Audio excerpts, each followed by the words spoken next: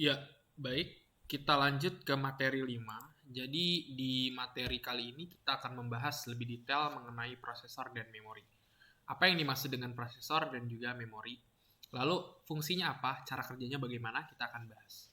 Jadi alat pemproses atau prosesor adalah alat di mana instruksi-instruksi program diproses untuk mengolah data yang dimasukkan melalui alat input ataupun hasilnya berupa output. Alat pemproses atau prosesor dari CPU atau Central Processing Unit dan memori utama terdiri dari komponen-komponen yang dinamakan dengan Central atau Control Unit atau CU. Ada juga yang dinamakan dengan LU atau Arithmetic Logical Unit dan juga Registry. Masing-masing dari komponen-komponen tersebut memiliki fungsi yang saling berkesinambungan atau saling dependent satu sama lainnya.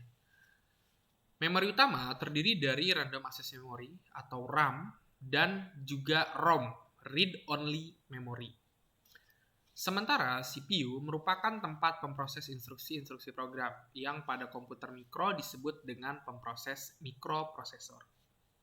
Proses ini berupa chip yang terdiri dari ribuan hingga jutaan IC. Dalam dunia dagang, pemprosesan ini biasanya ditulis dalam bentuk serial ataupun angka seri, contoh misalnya seperti Intel 80486 ataupun seri DX 2400 yang dikenal dengan komputer 48 DX2.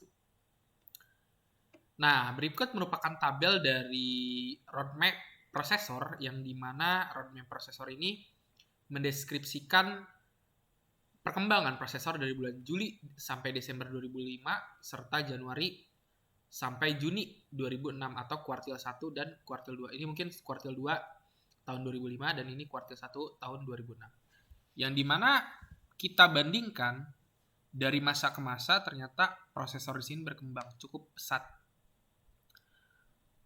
Sementara berikut merupakan roadmap dari prosesor AMD, ya kurang lebih mirip lah ya dengan prosesor si Intel.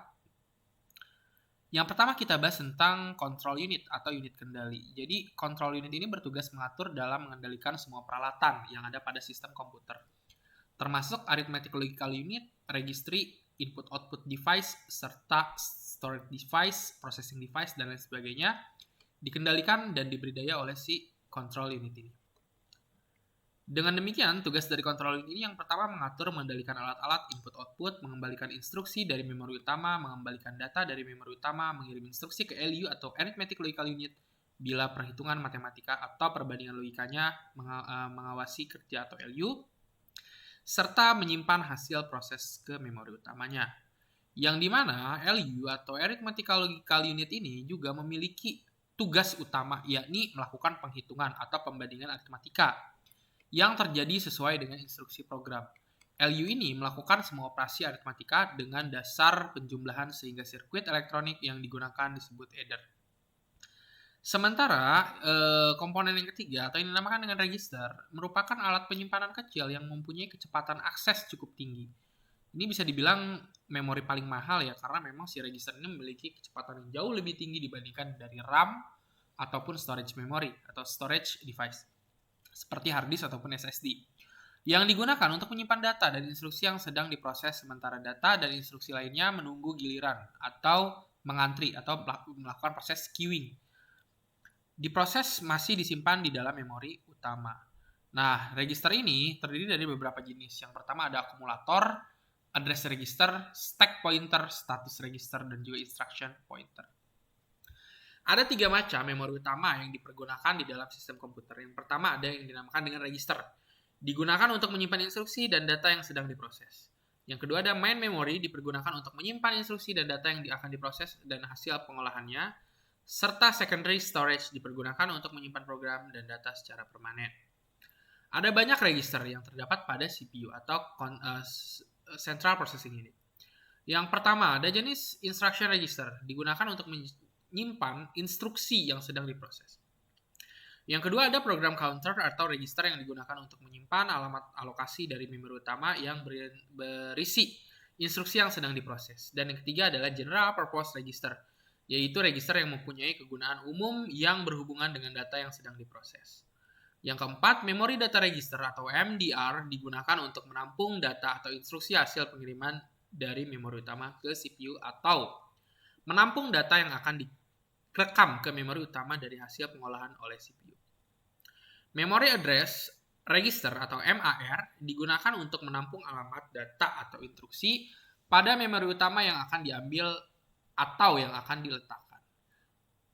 Sementara yang dimaksud dengan array prosesor, bila sejumlah besar dari penghitungan harus dilakukan, maka untuk mempercepat proses biasanya dipergunakan tambahan yang disebut dengan array prosesor.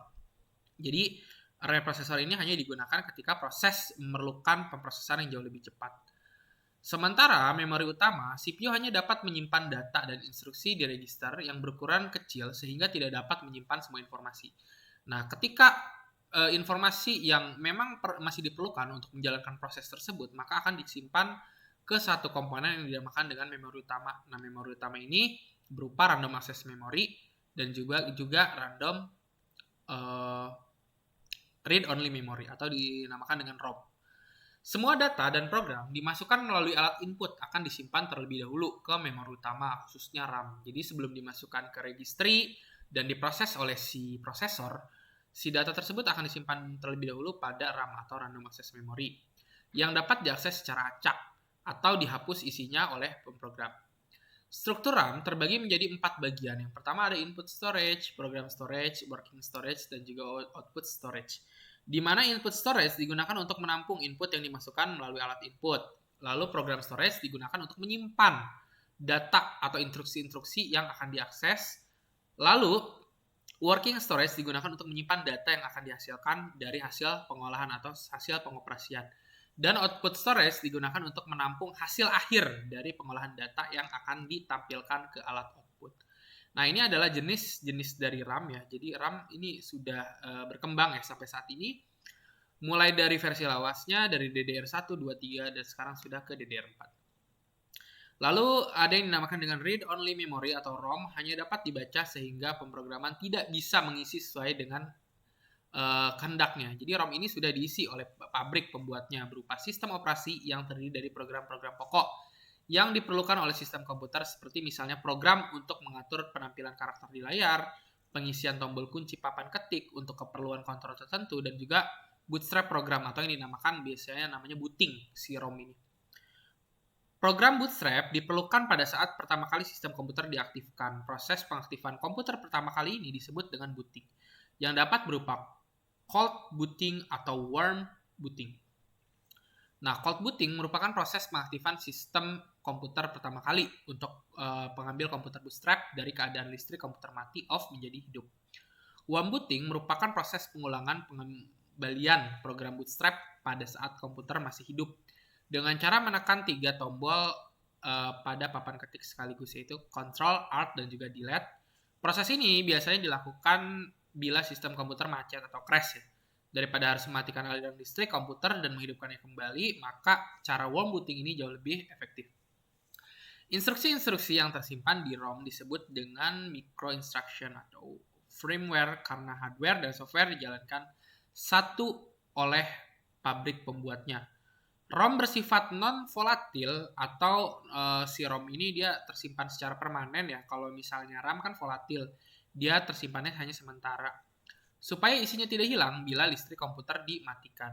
Jenis-jenis ROM yang diantaranya ada ROM yang dapat dipergunakan kembali oleh PROM, Programmable Read-Only Memory, yang hanya dapat diprogram satu kali dan selanjutnya tidak dapat diubah kembali, atau ada yang dinamakan dengan EPROM atau Erase Programmable Read-Only Memory yang dapat dihapus dengan sinar ultraviolet serta dapat diprogram kembali berulang-ulang, dan yang terakhir ada Electrical Erase Programmable Read-Only Memory yang dapat dihapus secara elektronik dan dapat diprogram kembali. Nah, inilah jenis-jenis dari chip ROM ya. Nah, ini ada yang tipe 7 di gambar 76 ini ada chip PROM, ada EPROM, dan juga chip ROM. Lalu yang dihubungkan pada komputer tentu saja ada CPU, ada memori, dan juga I/O device. Hubungan antara CPU dengan memori utama ataupun dengan alat input-output dilakukan melalui satu jalur yang disebut dengan bus. Jadi biasanya kalau misalnya kita lihat di satu mainboard, ada lempengan-lempengan atau sirkuit-sirkuit berwarna emas itu yang dinamakan dengan bus. Hubungan antara CPU dengan memori utama melalui jalur bus diletakkan pada MDR, MAR, dan unit kendali dalam CPU. Sedangkan bus yang menghubungkan CPU dengan alat-alat I/O tidak diletakkan langsung ke alat-alat I/O, tetapi dapat dilakukan melalui suatu alat I/O port atau DMA controller atau I/O channel. Nah, inilah konsep dari operasi DMA. Jenis bus. Jadi bus ini ternyata ada macam-macam ya. Berdasarkan jenisnya, bus merupakan satu sirkuit yang merupakan jalur transportasi data informasi antara dua alat ataupun sistem komputer. Bus yang menghubungkan antara CPU dengan memori utama disebut dengan internal bus. Sedangkan yang menghubungkan CPU dengan I/O atau input output device ini dinamakan dengan external bus. Di dalam internal bus, hubungan antara CPU dengan memori utama dilakukan melalui data bus yang dihubungkan dengan MDR dan melalui address bus yang dihubungkan dengan MAR, serta melalui control bus yang dihubungkan dengan control unit. Pemrosesan instruksi, tahap pertama dari pemrosesan suatu instruksi oleh CPU disebut dengan instruction fetch, atau proses CPU mengambil atau membawa instruksi kembali memori utama ke CPU-nya terhadap instruksi selanjutnya atau instruction execute, yaitu proses dari CPU untuk mengerjakan instruksi yang sudah diambil dari memori utama dan sudah berada di ER registry. Lalu waktu yang dibutuhkan untuk menyelesaikan tahapan pertama disebut dengan waktu instruksi atau instruction time, dan waktu yang dibutuhkan untuk menyelesaikan tahapan kedua atau waktu kedua menyelesaikan instruksi tersebut dinamakan execution time. Sedangkan total waktu yang diperlukan untuk menjalankan tahapan pertama dan kedua itu dinamakan dengan cyclus time atau waktu siklus. Oke, mungkin itu yang dapat saya sampaikan untuk pokok bahasan materi pertemuan 5. Kita akan melanjutkan di pokok bahasan materi 6. Terima kasih.